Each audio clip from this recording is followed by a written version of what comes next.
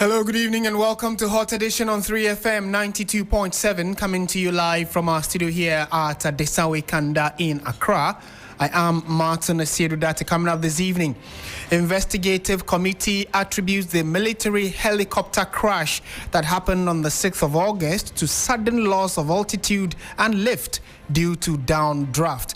We have details from the investigative report 3 months after the tragic loss of 8 gallant lives in that disaster. Also coming up, Speaker of Parliament Alban Bagbin apologizes to the judiciary for the heated exchanges and lack of decorum that characterized the vetting of the Chief Justice nominee, Justice Paul Bafo Boni. And still in Parliament, Majority Leader petitions the Speaker of the House to refer the Minority Leader, Alexander Penyomakin, to the Privileges Committee for allegedly defying a parliamentary resolution that removed him from Ghana's delegation to the ECOWAS Parliament. How will all of this play out? We have details of all of that and more for you for the next 1 hour. Before that, though, let's bring you the news summaries with Christabel. Hello. Hi, Martin. Thank you very much. And we begin with that aircraft story because the Aircraft Accident and Incident Investigation and Prevention Bureau Ghana, AIB Ghana, has confirmed that a sudden and powerful downdraft, which is a violent downward air current, was a direct cause of the August 6, 2025 helicopter crash that claimed 8 lives. Now, at a press briefing held at the Jubilee House on Tuesday, November 11, Captain Paul Fojo, a retired pilot and leader of the investigation with the AIB Ghana, presented the final findings of the investigation, marking the closure of the technical phase of the inquiry. To other stories, the final funeral rites for the late High Life legend Charles Kwejofosu, popularly known as Daddy Lumba, has been formally rescheduled to December 13, 2025, following a meeting at the Menchia Palace. Now, this new date replaces the initial proposed funeral date of December 6. Now, the decision was reached during a family meeting held at the Otomfo Samahene Palace on November 10, 2025. A refuse collector who attempted to rob a diplomat of his iPhone 16 Pro Max and iPhone 8 mobile phones at Cantonment has been sentenced to 10 years imprisonment by an Accra Circuit Court. The convict, Ghana, will be without several key players for the 2-match tour. We have this on our website as usual, 3news.com. Do well to visit there. Martin, over to you.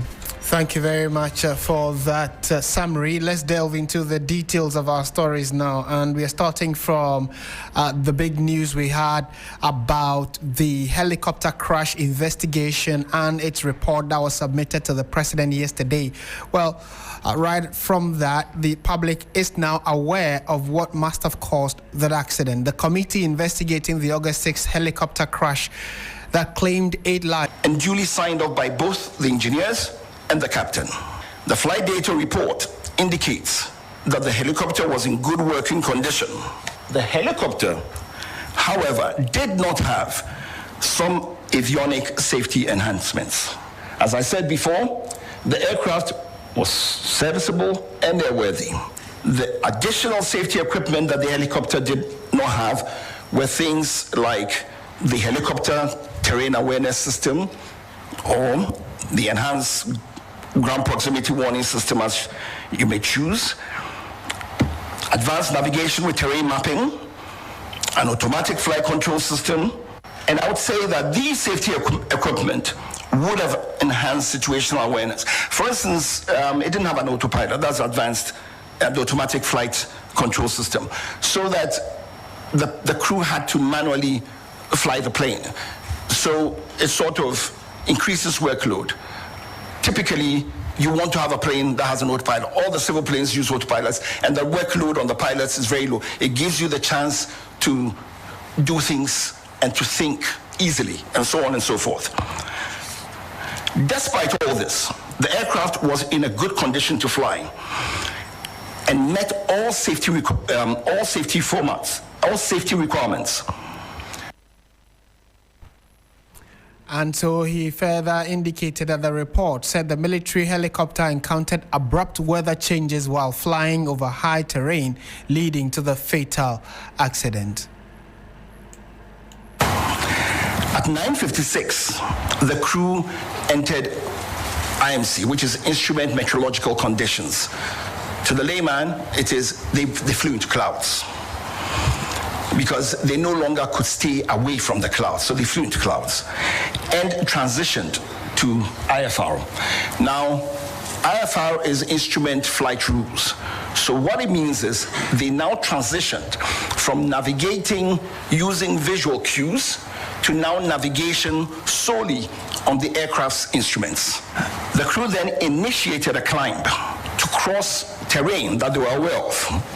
They initiated the climb to cross the terrain. Seconds before impact, the crew stated that they could see the high ground below, so they had gone over it. Suddenly thereafter, the helicopter that was flying up without any change in its power or in the pitch which we use to go up and down, suddenly lost height and impacted a ridgeline at about 1370 feet above sea level. And this was about 6.5 miles from the destination, and this happened at 9:58.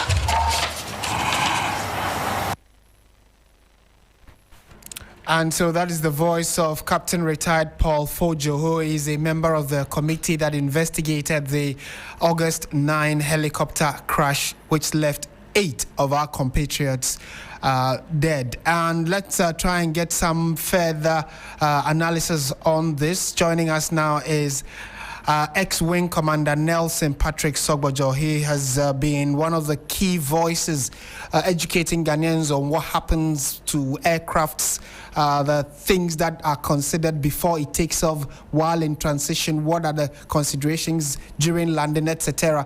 And now that the full report is out and has been made public, would want to pick his thoughts on it. Ex-wing commander, very good evening to you. Thank you for your time, sir.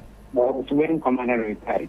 Wing Commander Retired. Thank you for the correction. To start with the kind of experience you have and having followed this particular tragic incident since it started up until now, what do you make of the final outcome in the report? Does that corroborate some of the key issues you suspected? Yes, this is a very comprehensive report which has been given. When this incident happened, I think I spoke to many of the stations and TV stations, and then the biggest problem was what happened for the aircraft to lose height. Because when an airplane is going to go anywhere, you fire a flight plan, the control tower. You indicate the height at which you'll be flying. The control tower, office assistant or meteorological office, will give you weather and route. Then they give you permission to take off. Now you have to adhere to the height approved by the control tower. If you have to change it, you have to call them. That may be due to cloud or something. I want to go up. Okay? And they'll give you a height approved and you go. So you just don't get up and fly all over. Now this airplane took off from Accra. And before takeoff, the crew were overqualified, as stated by the reports. The aircraft was airworthy. He gets his permission to take off from Accra to Boase, and is flying normal. Visual flight rules, which mean that you, the pilot, can see the ground. If you are doing IFR instruments, you don't. You are pretty high. And it is going on track 6 minutes to destination. Then contact is lost for the aircraft. But people abuse it to be worried about contact was lost. Right. Now the word the board of inquiry has come out clearly. There's a downdraft who pushed the helicopter down. And we have separation when you are flying. Minimum 1,000 feet or 2 above the highest obstacle. So this helicopter was flying above on its height approved.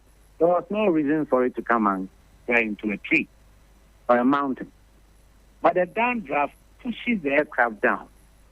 And it's not something which is certain that you can see it and you go into it, because no pilot wants to go and die. But suddenly weather can change. And unfortunately, helicopters don't go too high. If, for example, you even come from Kumasi to Accra, the highest fly 8,000 to 10,000, downdraft won't do much damage. But when you are closer to the ground and then you are suddenly pushed down, it is not a question that a pilot had about 10, 20, 30 minutes to try and find out what am I going to do next. And on top, I've said it, this was over a heavy forested area. So that when they entered a downdraft, as the report says, maybe trying to recover from it, the airplane is not static, it's coming down. And then maybe it struck something. And once it struck something, then that's the end of the story. Right. So now we know that the aircraft was airworthy. It wasn't the aircraft problem, machine or anything, The pilots were overqualified to do that flight.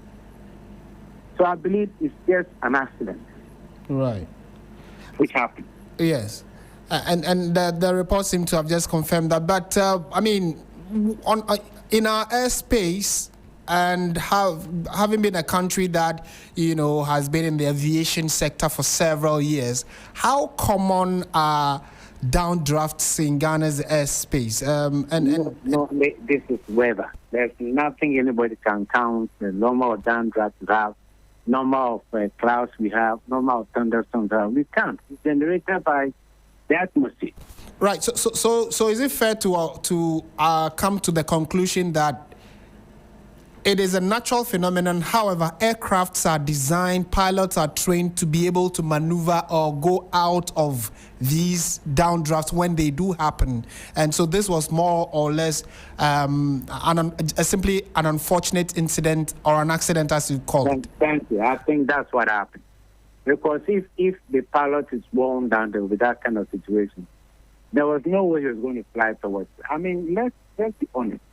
No pilot will take off an airplane wanting to go and die. Right. The kamikaze time during the Second World War is gone. You have wife and children. You're going to kill yourself for what reason? Right. But when incidents happen, there's no ideal incident situation. There was a mention of flight simulator. Flight simulator, you can generate the weather for the pilots to fly. But when you come back to the Ghana Air Force was established in 1959.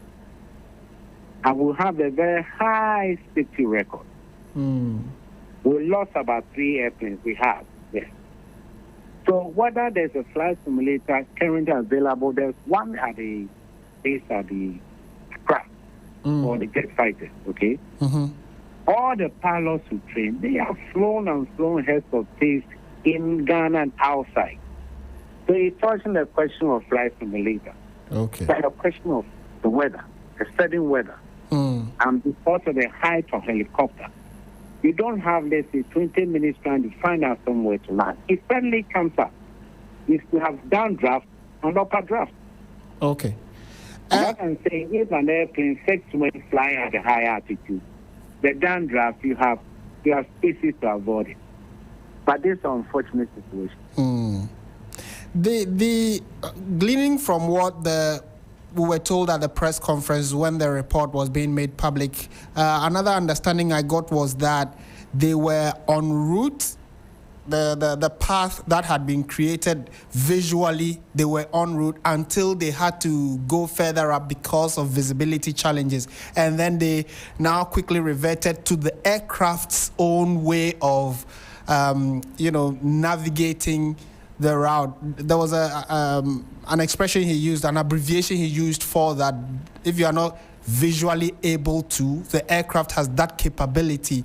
Then they had this weather challenge. But from what you said, could there have been an earlier weather warning? Because they said that there was a delayed takeoff because of weather concerns. But then subsequently, when they got the all clear, they took off.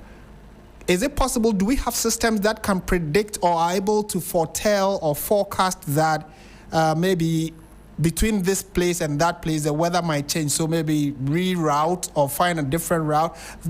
Do we have those systems? Yeah, you see, you just mentioned it. If you're driving your car on the road and there's a portal, don't you avoid it?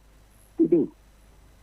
In the same way, before you take off, and you take off, you fire the flight plan to the control tower, and they have approved it together with weather information. But weather can change anytime, any minute, anywhere. That's why no man, no machine have absolute control over it. Right. If you are I won't say model, let's say a big airliner flying from Accra to London, radar can tell you, but local flights from Accra to Boak, there are no gadgets of that nature. And how often do we have that kind of flight? It's not a normal route, let's say Accra, Kumasi, Tamale, which is a known route. But Boase is not really.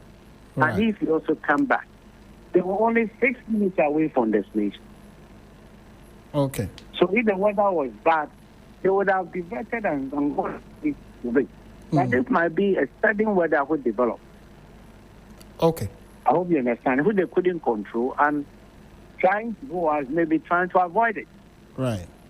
But going higher and maybe they got into the storm. You know. Fair. Also, I keep saying that it's unfortunate accident is happening. Yes. Then to add up to it because of where it happened. On Right. top of forest area. So, There was no way even the pilot can say, let's go and land here. right. You understand? And turning around, we'll be turning around the same draft situation. You know, it's unfortunate. Very unfortunate. And the pilots are all weather pilots. They could have gone through it. They fly in the night, but a storm, a downdraft, is a different dimension altogether. Right. So at least the capability of the airplane has been generated, pilots have been generated. You can't generate the weather. Okay. And it wasn't a prevailing weather from Accra to Kumasi and so to Boase. It's going to be developed around the locality. 6 minutes to land. Okay. Thank you very much for speaking to us. But finally, before you take leave of us, we would also want to know the recommendations were made. One of it is the flight simulation devices or exercise, which you say is important. But, I mean, based on what has happened, it was not what could have... Having listened to them, is there anything you'd want to add based on your knowledge, your experience, and also what you have picked from the report? This particular aspect of the report, I'm not comfortable with it. Because the Ghana Air Force was incepted in 1959. And I've trained a lot of pilots who have flown other airplanes like Captain Podger, who is my very good friend, you know. And flight simulation, according to type of aircraft you are flying. You may have the general one, but flight simulators don't make a pilot. It's only to enhance you.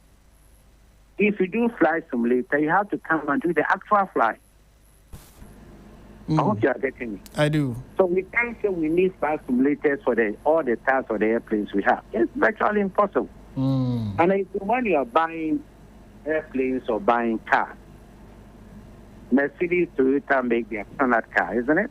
Yes. Now, if you want an extra gadget, you pay for it and it's installed. Okay? Yeah. But for a conference here and what the Air Force needs to do, support role for the Army or the government, I don't think autopilots and the rest of them. I was trained in Italy. I flew on link trainer. That's like a simulator, but it doesn't move. Right. Okay? So it is one about the majority of the pilots didn't use flight simulators to train. I know I said flight simulators are for type and enhance your flying. Okay. But this accident, you can feed into the simulator and see how you can react. But accidents happen. It's like driving and suddenly tie best. You know? Yes. You are in the air. You see, you enter it. You can't hold the airplane. And as a control tower, what should I do? Or call for a technician to come up. And of course, that affects the aircraft airworthiness that has generated the technician or all those who work on it. That it was in a perfect condition. The pilots were okay. But let's accept it as an accident. There is no ideal accident situation. Right. Well, we are always grateful that you make time to educate and give us insider information and insights into the aviation industry. Thank you so much for your time this evening. Thank you, sir. All right. We've been speaking to Wing Commander Nelson Patrick Sogbojo, retired, and he was just helping us understand or give us some perspectives into the final report into that accident that claimed the lives of 8 compatriots, and also made some recommendations that the suggestion, for instance, that we need to retool our Air Force is in the right direction. However, asking that the flight simulators be added wouldn't necessarily be a masterstroke or the panacea to this kind of accident, and has actually just brought the entirety of what happened on August 9 and named it an accident, which is an inevitable thing that anybody could face. So it is just an unfortunate development, but we just have to wait and see how everybody else can take this news in. So at least it brings closure and finality to the many months of speculation as to what exactly must have caused this accident. You're still listening to 3FM 92.7. This is Hot Edition. Let's take you to Parliament now. Martin, because Alban Bagbin has been apologizing to the judiciary and its members for the heated exchanges and lack of decorum that characterized the vetting of the Chief Justice nominee on Monday. Now, while assuring them of Parliament's continued respect, he has directed the leadership of the Appointments Committee to take notice of the vetting incident and ensure that highest standards of civility and institutional respect is observed in all future proceedings.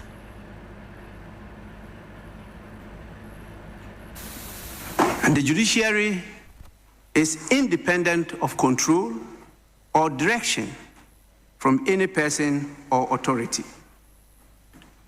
The doctrine of separation of powers requires that all 3 arms of government, the executive, legislature, and judiciary, relate to one another with mutual respect and restraint. Consequently, I have directed the leadership of the Appointments Committee to take note of this incident and to ensure that in all future proceedings, the highest standards of civility, objectivity, and institutional respect are maintained. Honorable members, Parliament cherishes the long-standing spirit of cooperation and mutual regard between our institutions. We must remain committed to strengthening that relationship in the collective service of the people of Ghana and the protection of our constitutional democracy. Honorable members, once again, on your behalf, I extend our deepest apologies and assurances of Parliament's continued respect for the judiciary and its esteemed members. I want to assure all of you that I'll come back on this issue of decency, discipline, and decorum. And this time, I'm coming with the hammer, not the gavel. I thank you for your attention. Well, you just heard the Speaker of Parliament, Alban Bagbin. He's been apologizing to the judiciary and the members of the judiciary for the heated exchanges that transpired yesterday at the Chief Justice nominee's vetting. Meanwhile, the Majority Leader, Mahama Yariga, has petitioned the Speaker of Parliament, Alban Bagbin, to refer the Minority Leader, Alexander Apenyo-Marking, to the Privileges Committee for allegedly defying a parliamentary resolution that removed him from Ghana's delegation to the ECOWAS Parliament.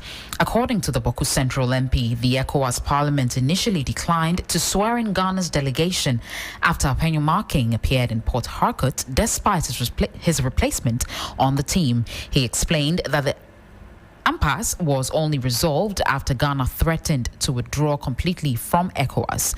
Now, Now, in a petition submitted to the Speaker, to Mr. Ayariga, he described the minorities leader's conduct as a breach of parliamentary privilege and called for disciplinary action. The Speaker of Parliament, Alban Bagbin, has acknowledged receipt of the petition and indicated that he would deliver a ruling on the matter on Wednesday. And this takes us to Parliament again. Yeah, so let's speak to Christian Yali, who is our parliamentary correspondent. Christian, good evening. Thank you for joining us. First of all, what was the reaction after Speaker apologized on behalf of the MPs to the judiciary? What was their body language? Was it something they expected, or they were taken by surprise by the Speaker's apology? Martin, they weren't taken by surprise, because then the expectation is that once some of those incidents take place, backdoor at conclave, Speaker gets the briefing and gets to know exactly what happened. And just like he had indicated yesterday, he received a delegation earlier before the vetting process began, and so he could not witness the early part of the vetting that resulted in this fiery objections and exchanges between the two leaders. And so, taking notice of that, or having taken notice to that, he then proceeded to make the formal communication. And as you know, Martin, always when the House begins session for the very first time in the week like this, it is expected that the Speaker would, read any formal communication from the President or from any other authority or from himself. So that was actually expected. Maybe if there is any surprise at all, then it should be that some of them wouldn't expect him to immediately react to that which happened. But indeed, the issue in and of itself and how it has generated conversation is not surprising to the members. And so the Speaker's communication and his apology to the judiciary and his directive that he is going to begin to crack the whip by coming back, quote, with a hammer and not a gavel is one that they expect. Well, I'm tempted to say, but for fear of being held to the Privileges Committee, I'm tempted to say that this caution by the Speaker or warning is one too many, and that action is expected. You'll recall that when the earlier vetting chaos happened, there were similar warnings. Again, backdoor negotiations got all of us to be surprised that no concrete action was taken. And now this caution again. Maybe it's a bit...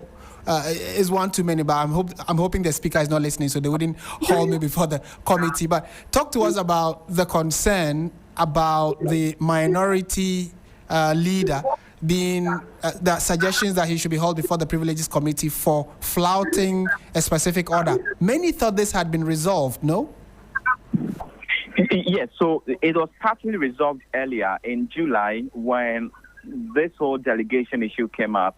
In fact, when the decision or resolution was taken by the House to amend the list, the minority leader wasn't around during that time when the resolution was made that his name be dropped and that of the deputy minority leader, Patricia Piaget, be replaced with his. And so, consequently, we know that it resulted in a long debate.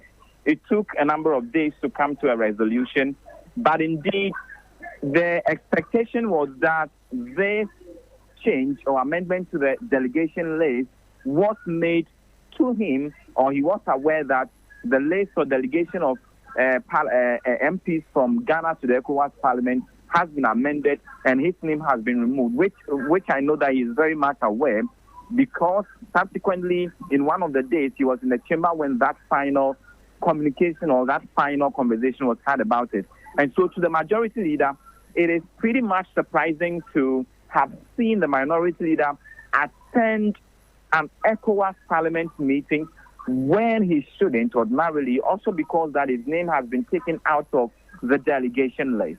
And so it is upon which that he raises an issue based on, I believe, when you check the Standing Order 34 as well as Standing Order 35, which two, copiously spell out actions that amount to breach of parliamentary privileges, and wants the Speaker to carefully look at the issue and, if possibly, refer him to the Privileges Committee. You were earlier afraid of being brought before that committee, but Mahama Yariga wants Alexander Piomakin to be sent to the Privileges Committee to be interrogated on this issue. And if found culpable, the preferred sanctions be leveled against him.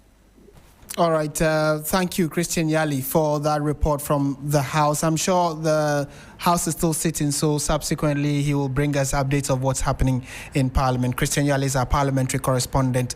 But let's stay on the subject and now engage Professor David Abdullahi, who is a senior governance analyst and consultant. Prof, thank you for your time. I'm sure you've heard what the Speaker said, where he is apologizing on behalf of the legislators to the judiciary, especially because of the conduct we all saw yesterday. Is it a step in the right direction, you think, that the leader of Parliament, being the Speaker, going to say sorry for the behavior of my workers or my staff or my team? Absolutely. That is a mark of leadership, because I mean you can, if you watch the yesterday's vetting, you could see that most of the top Supreme Court judges were there. And at Parliament, whether it was just a minority and his caucus, they never behaved well. I mean, you know, whatever it is, you don't wash your dirty linen outside. So I could read from the face of the judges that were there that they were disgusted, but of course they wouldn't be able to say anything. Now, there should be that cordiality in working between the judiciary and the legislature as well as the executive, because, you know, we need all these arms of government to be able to make sure that our development moves forward as well as our democracy moves forward.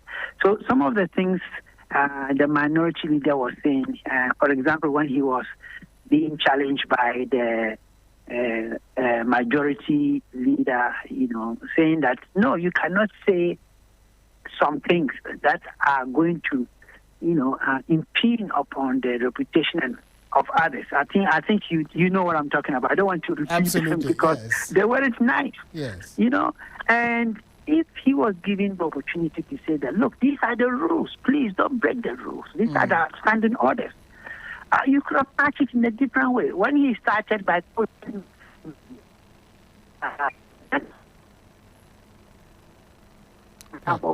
when you go to our traditional houses, the chiefs, even if they're going to say something that is direct, they say it they couch it in a proverb or something that would at least get the message across. And I expected him to be able to have done that without jeopardizing what has happened. So I support the Speaker for apologizing to, the members of the Supreme Court who were there. Right. And is this apology? So yes, the apology you agree with and endorse. Yes. But what do you make of the fact that there are those who think this is one too many, and that the misbehavior of some members of Parliament should actually be met with hard action than just rhetoric and, you know, advice? Because this is not the first time. In fact, this same appointments committee shocked the country with their behavior when the tables were flying left, right, center. And there were the high expectations of concrete action and sanctions. But again, we didn't see anything like that. So if the Speaker is now saying that, I apologize, however, I'm going to come back with a hammer, which means it's going to be a bit more tougher, it's a bit too late in the day, and people may not necessarily be excited about that. Well, you should understand that if he doesn't do the right thing, Parliament is going to be gradually losing its reputation amongst the Ghanaian populace. They are watching day in and out, and they are disgusted. I've always said that, you know, someone like the minority leader should be really hauled before the Privileges Committee, and if it is, make sure that the sanctions are heavy. We saw what he did when he was majority leader. He marches people out on some of the occasions. So at the end of the day, I don't think this should carry on. When you say you are going to deliver on the constitutional duty and you show up, which is good, but you never did anything. You just came to, you know, give a little bit of talk here and there and make sure that the world sees you trying to act in a certain way. I don't think that is right. If you are a leader, sometimes you have to bite your tongue and make sure that you take the right decisions. And he could have played along nicely, but yet get his questions through by asking the nominee tough questions. That would have exposed a lot of things for everybody to know. What he has done now, actually, the other ones who have lost. They have lost the opportunity in a democracy to be able to ask tough questions. And I think, I support this idea that they should be punished and punished very well. They are lawmakers. They shouldn't be the same ones breaking laws. So I do agree. I think on this your platform, I have mentioned earlier that they are going to walk out. And I think probably people didn't believe, but there had been a trajectory of the way they act. I mean, what else are you going to expect from people like that? We're talking about people like Anodam and others. They were there. Right. But they do understand that if they don't show up, they themselves, their credibility is going to be on the line because you were not there to do parliamentary work. What were you there for? Right. Eh? Right. So, honestly, I don't know, but some of us who are much older, we tend to think that a lot of things in this country, in my opinion, can be more like akin to a toothless bulldog. We can always back, but we don't bite. You don't bite.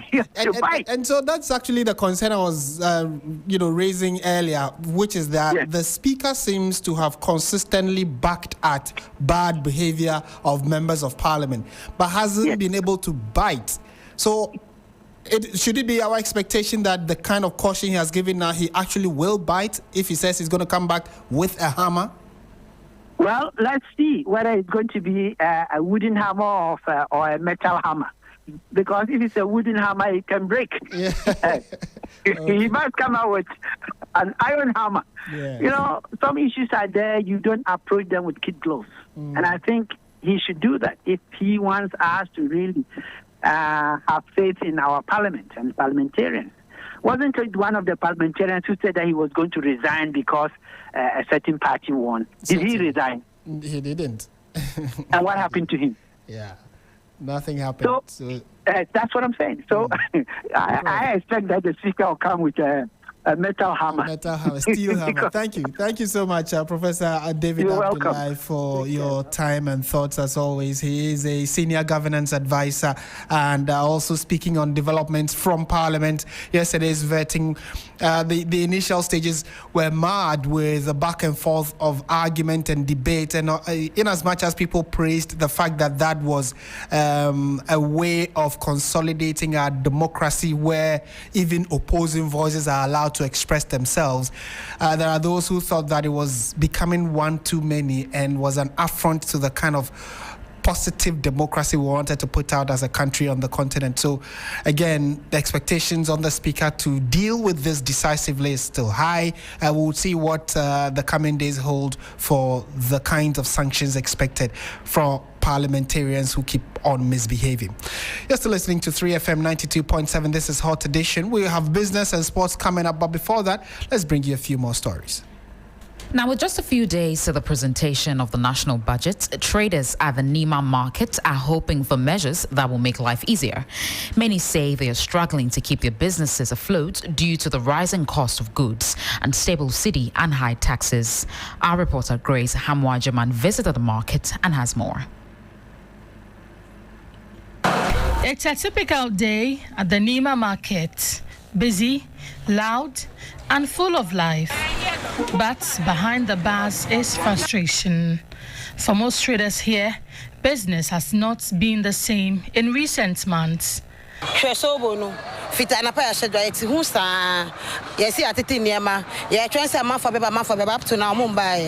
have been here since 7 a.m. and haven't sold anything. Sales these days is very slow.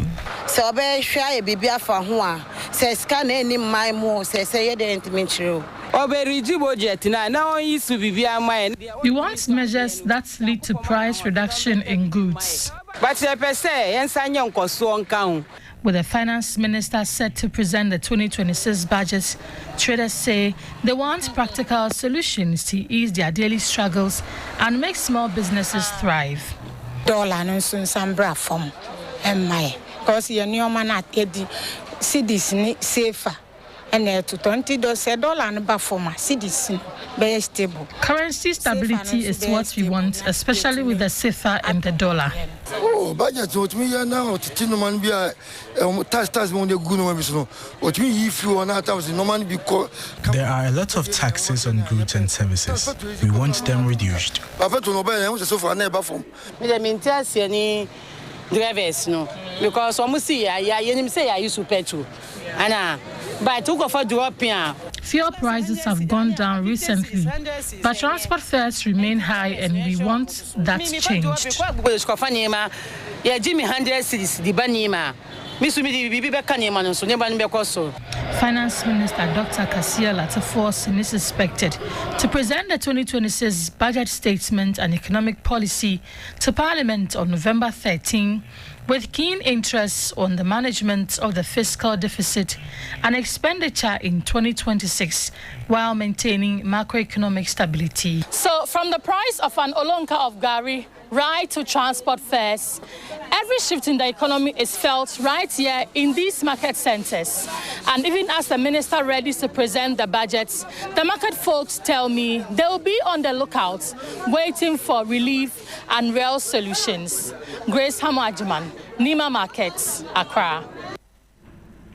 That was a report by my colleague Grace Hamwa Ajiman. Right, and before we bring you other stories, we have news coming in about the closure of a very important facility in the Tamale metropolis, which is the Tamale Technical University Hospital, the TTUH. So the news we have indicates that the management of the Health Facilities Regulatory Agency, HEFRA, has, as stipulated by the Health Institutions and Facilities Act 2011, Act 892, is to license and monitor facilities intended for provision of public and private healthcare services. The functions of the agency inter alia include the regulation and monitoring of activities in a practice to determine the adequacy and standard of healthcare provided in the country. That's according to Section 4C. Intelligence reports supported with video footage and pictures available to the Health Facilities Regulatory Agency, HEFRA, indicates that healthcare provision at the Tamale Technical University Hospital occurs under highly compromised safety and infection prevention standards. The intelligence reports received by the agency have been corroborated by its compliance and enforcement directorate with a visit to the hospital on Monday, November 3, 2025. Additionally, the facility has been operating with an expired HEFRA license. This poses serious concerns for public health and safety. The Health Facilities Regulatory Agency hereby directs as follows. 1. The immediate closure of the facility on Friday, the 7th of November 2025. The facility remains closed until recommendations meant to address safety gaps and infection prevention challenges are fully addressed. An administrative fine of 35,000 Ghana cedis be paid by the facility for regulatory violations. The facility must take expeditious steps to regularize its license status with the agency. And then finally, the agency must uphold high standards of safety in the provision of health services to its clients. HEFRA remains committed to ensuring the safety of public education, health and safety, ensuring the safety of the public through the provision of quality health services. And on the back of, so the news is that the Tamale Technical University Hospital has been closed. So 3FM 92.7, you're listening to Hot Edition.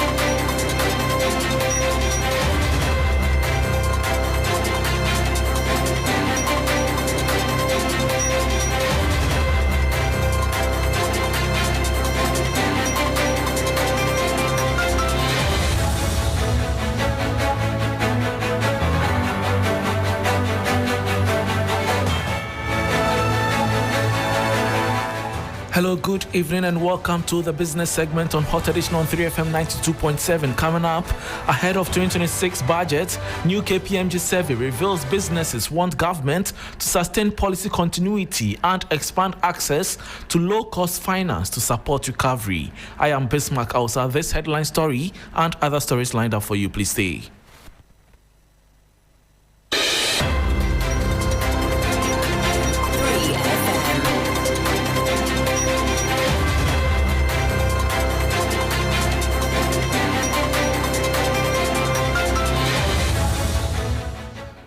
Thanks for your company. Now to the details.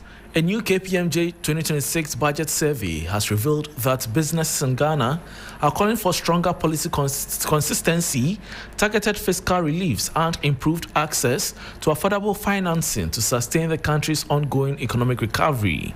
The survey highlights widespread concern among firms, especially small and medium-sized enterprises, over persistent liquidity challenges and high interest rates that continue to constrain growth. The following 3 business news desk report has the details. Results from a 2026 budget survey by professional services firm KPMG show that the private sector is pushing for greater policy continuity, targeted fiscal reliefs, and a more enabling business environment to consolidate Ghana's economic recovery. According to the survey, the most prominent call from respondents is for expanded access to low-cost finance through grants, soft loans, and credit guarantee schemes. 58 respondents specifically urged the government to provide affordable loans and working capital support to help firms expand production and sustain operations. Over 85% also said a grant or matching fund scheme for SMEs would significantly boost investment in equipment and technology. KPMG notes that while the government's macroeconomic stabilization efforts have been broadly successful, the business environment remains fragile, and many firms are yet to fully benefit from flagship initiatives such as the 24-hour economy program. The survey aims to provide evidence-based insights to guide policy decisions in the upcoming 2026 national budget. And that was a 3 business news desk report on businesses' expectations in upcoming 2026 budget presentation. Now, Governor of the Bank of Ghana, Dr. Johnson Esiama, has cautioned against the hoarding of foreign exchange, insisting the central bank will act to maintain stability in the local currency. The cedi has been ranked as Africa's best performing currency, appreciating by more than 40% against the US dollar in 2025, according to the Bank of Ghana data. By July, the currency had strengthened to about 10 cedis 45 pesos to the dollar on the interbank market, recovering sharply from 15 cedis range at the start of the year.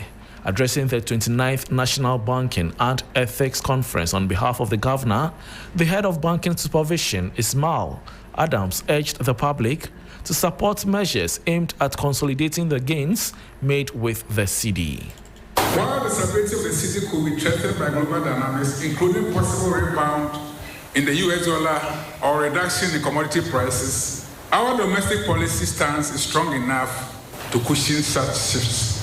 We have strengthened enforcement and monitoring efforts in the foreign exchange market to ensure effective regulation, fair pricing, transparency, and reduce incentive for speculative arbitrage. As we commemorate the 60th anniversary of the cedi, remember the governor pronounced that the market dynamics have changed in reflection of the policy environment, and holding dollars in anticipation of a return to currency depreciation may not be a wise choice for now. We should all reaffirm our collective responsibility to protect the value and integrity of the currency. In addition to being a medium of exchange, the cedi is a symbol of our pride, our heritage, and our shared aspirations for a prosperous future. And that was the head of banking supervision at the Bank of Ghana, Ismail Adams, speaking on behalf of the governor, Dr. Johnson Esiama. Meanwhile, speaking at the same event, Education Minister Haruna Iddrisu made a strong case for a totally independent central bank. While commending efforts by the central bank, he stressed that establishing an autonomous Bank of Ghana is critical to sustaining macroeconomic stability. of you who followed me those days in Parliament, I used to caution daily about the epileptic fall of the city, if you recall. It was my humor of sharing with you how unhappy and dissatisfied the Ghanaian private sector was every other day in managing the stability of the city. I'm one of those who think strongly that we need a truly autonomous and independent Bank of Ghana. And we should do so not just by policy, but by regulation. And a Bank of Ghana that is not subject to the dictates of any Minister of Finance, even though we cherish that there is a relationship between monetary policy and fiscal policy, but we need a truly autonomous, independent Bank of Ghana. And that was Education Minister Haruna Idrisu bringing us to the end of the business segment on Hot Edition on 3FM 92.7 with me, Bismarck. Also, for more business stories, please check out our website, 3news.com. Andrew, if Sefa is here for sports, please stay.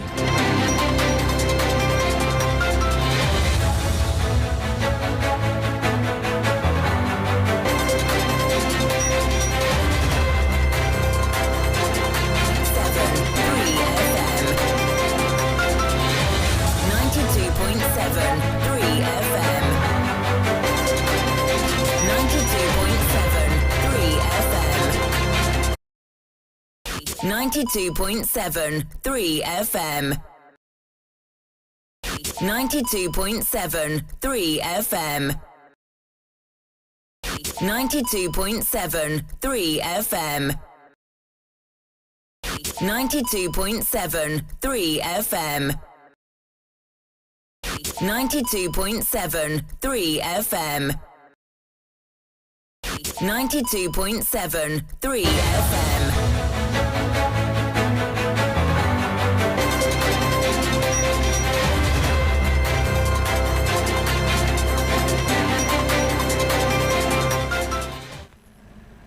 Hello, good evening and welcome to the sports segment here on Hot Edition on 3FM 92.7 with me, Andrew Sefa Bamfo. Let's start off from the camp of the Black Stars because Ghana's head coach Otto Addo has named the squad to face Japan and South Korea on November 14 and 18 respectively in the Kirin Cup. 3 players were given maiden call-ups while 6 players, including Black Star skipper Jordan Ayew and Mohamed Kudus, were not included in the team. My colleague Beleshen has more details on the squad in the following report. After days of questioning, Otto Addo has finally released his 22-man squad for the games against Japan and South Korea in the Kirin Cup. Now, among the players that he listed, 3 are debutants. Those players are Prince Edu-Kwabena, Prince Osei-Owusu, and also there's Kelvin Nkrumah. Now, Prince Osei-Owusu was actually born in Germany. He currently features for CF Montreal in the United States. He has scored 13 goals for Montreal in the MLS in the 2025 campaign.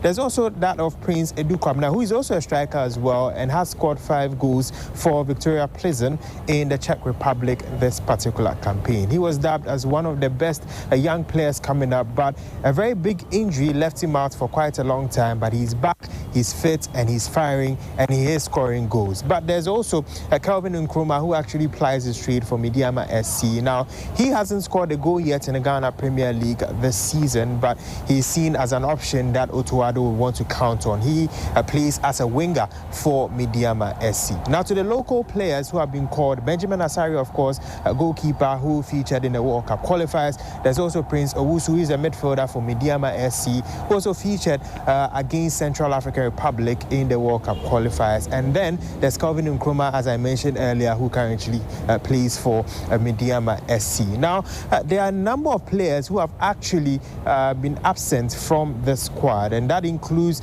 the leadership group of the Black Stars, starting with Jordan Ayew, who is the captain. There's also Mohamed Kudus, who is one of the vice captains. There's Thomas Partey, also a vice captain, and there's Alexander Djiku, who is known as part of the leadership group as well. There's also Joseph Pinto and Abdul Fattah